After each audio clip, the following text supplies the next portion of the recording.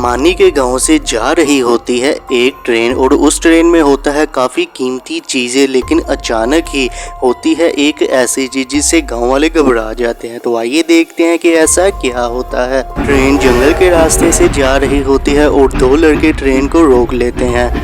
इस ट्रेन में बहुत कीमती सामान है, वो सारा सामान हम लूट लेते हैं, फिर हमारी किस्मत ही बदल जाएगी।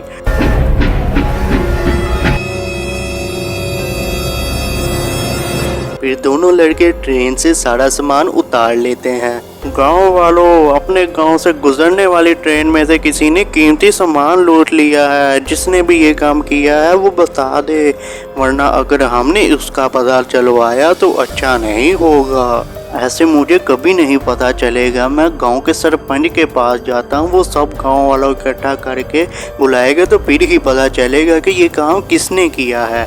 फिर वो जाता है गांव के सरपंच के पास। सरपंच साहब, आपको इस बात का पता चल ही गया होगा कि कल अपने गांव से गुजरने वाली ट्रेन में से कीमती सामान लूट लिया है किसी ने, और वो सामान इसी गांव के किसी आदमी ने ही किया है, इसलिए हमें जल्द से जल्द उसका पता चलवाना होगा। हाँ, मुझे पता चला है उस बात का। हम सब गांव वालों को यहाँ इकट्ठा कर लेते हैं और उनसे पूछते हैं। फिर सब गांव वाले इस बात से काफ़ी परेशान होते हैं कि इतना बड़ा काम पूरे गांव में कौन कर सकता है, और सब गांव वालों को सरपंच इकट्ठा भी कर लेता है। तो आइए देखते हैं कि उन्हें चोर के बारे में पता चलता है या नहीं। मानी, मैं सरपंच साहब के पास जा रहा हूँ, उन्होंने सब गाँव वालों को इकट्ठा किया है, तुम भी आ जाओ उधर ही। पापा जी आप जाइए, मैं आ जाता हूँ थोड़ी देर तक। मानी का पापा चला जाता है सरपंच के पास और थोड़ी देर बाद मानी भी जा रहा होता है।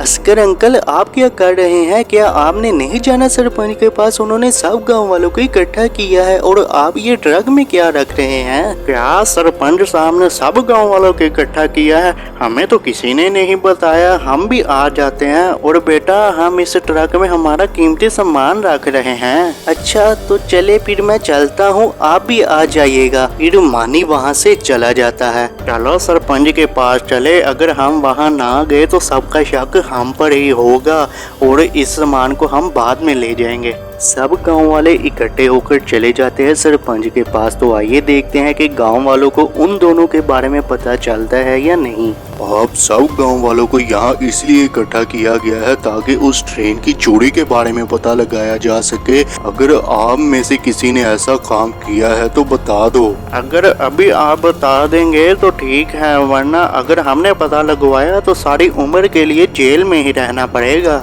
मुझे लगता है ऐसे कोई नहीं बताने वाला। हमें पूरे गांव के घरों की तलाशी लेनी होगी, क्योंकि यहाँ से बाहर तो कोई भी नहीं गया। बाहर तो कोई नहीं गया, लेकिन असगर अंकल जा रहे थे बाहर, और वो भी ट्रक में कुछ कीमती सामान लेकर।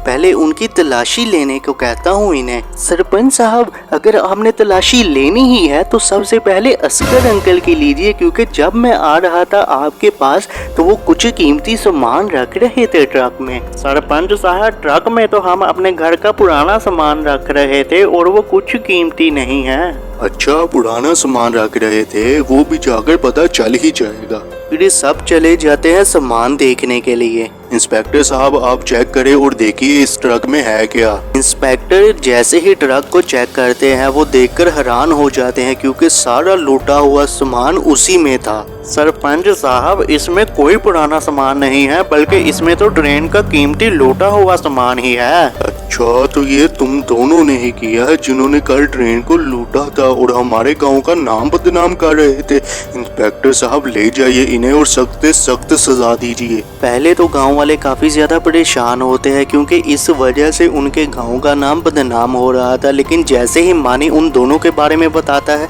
सरपंच उन दोनों को ही पकड़ लेता है और उन दोनों को जेल में भेज देता है, जिसके बाद फिर सब मानी से काफी ज्यादा खुश होते हैं।